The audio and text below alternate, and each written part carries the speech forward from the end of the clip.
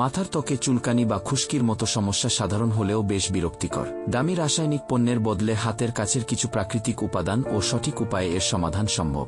Apple cider vinegar. সমপরিমাণ পানি ও apple cider vinegar মিশিয়ে মাথায় লাগালে স্ক্যাল্পের পিএইচ ভারসাম্য বজায় থাকে এবং চুলকানি দ্রুত কমে। তবে কিছুক্ষণ পর তা ভালো করে ধুয়ে ফেলতে হবে। নারকেল তেল। বিশুদ্ধ নারকেল তেল ত্বকের গভীরে আর্দ্রতা যোগায় এবং এর অ্যান্টিফাঙ্গাল গুণ মাথার প্রদাহ ও উকুন দূর করতে দ্রুত কাজ করে।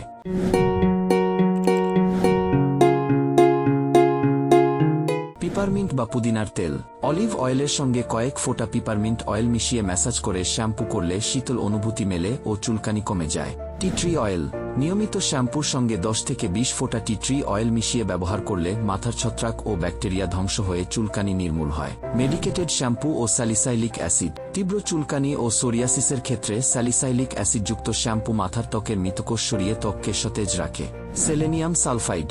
সেবরিক ডার্মাটাইটিস থাকলে বিশেষজ্ঞের পরামর্শ অনুযায়ী সেলেনিয়াম সালফাইডযুক্ত শ্যাম্পু ব্যবহার করা বেশ কার্যকরী। মেডিটেশন।